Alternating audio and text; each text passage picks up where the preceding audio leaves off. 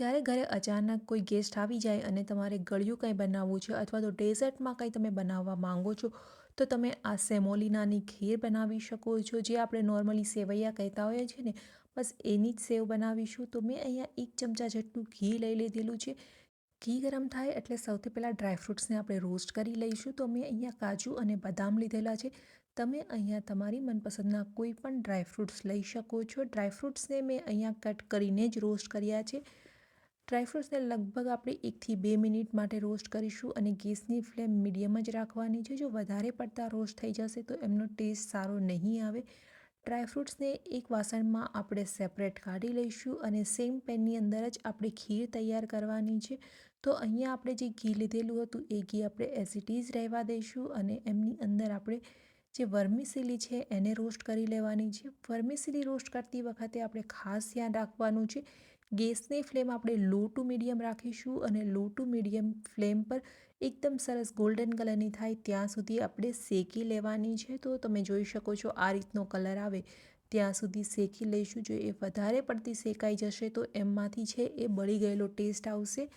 ગેસની ફ્લેમને આપણે એકદમ લો કરી દઈએ અને ત્યારબાદ એમની અંદર દૂધ એડ કરી દઈશું. તો મેં અહીંયા 1 લીટર દૂધ લીધેલું છે. ફૂલ ફેટ દૂધનો આપણે ઉપયોગ કરીશું અને ત્યારબાદ દૂધની અંદર જ આપણે સેવને કૂક કરવાની છે. તમે દૂધની અંદર જ સેવને કૂક કરશો તો એમનો ટેસ્ટ ખૂબ જ સરસ આવશે. તો લગભગ 15 થી 20 મિનિટ થશે આપણા દૂધને બોઇલ થતાં અને દૂધ પણ એકદમ પરફેક્ટ રીતે બોઇલ થઈ જશે.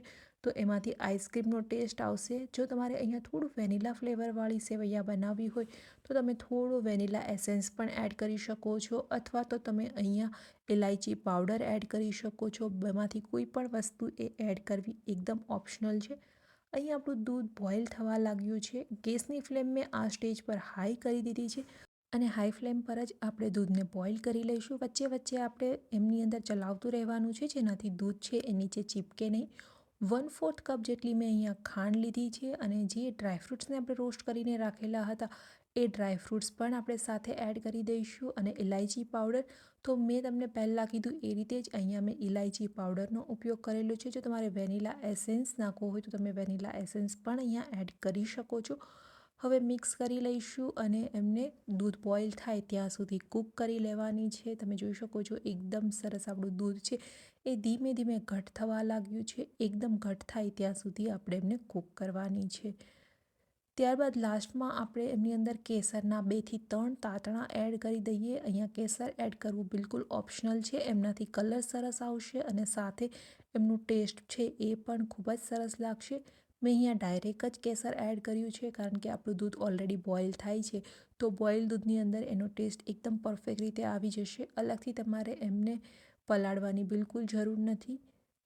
જ્યાં સુધી આપણી ખીર તૈયાર થાય છે ત્યાં સુધી જો તમે ચેનલને સબસ્ક્રાઈબ નથી કરી તો જલ્દીથી સબસ્ક્રાઈબ કરી અને બાજુમાં રહેલા બેલ આઇકન પર ક્લિક કરી દો, જેનાથી તમને ડેલી નોટિફિકેશન મળતી રહે. અને અહીંયા આપણું દૂધ છે એ પરફેક્ટ બોઇલ થઈ ગયું છે.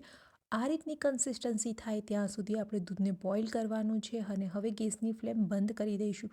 તો દૂધ આટલું રહે ત્યાં સુધી જ આપણે બોઇલ કરીશું કારણ કે એક વખત આપણી ખીર ઠંડી થશે એટલે આ રીતની પરફેક્ટ કન્સિસ્ટન્સીમાં આવી જશે. તો આપણી ખીર બની અને તૈયાર થઈ ગઈ છે. ઉપરથી તમે ડ્રાયફ્રૂટ્સની સાથે ગાર્નિશ કરી શકો છો. ગરમા ગરમ ખાવાની ખૂબ જ મજા આવે છે અને ઠંડી પણ એટલી સરસ લાગે છે. તમે તમારી ઈચ્છા મુજબ ઠંડી અથવા તો ગરમ એન્જોય કરી શકો છો.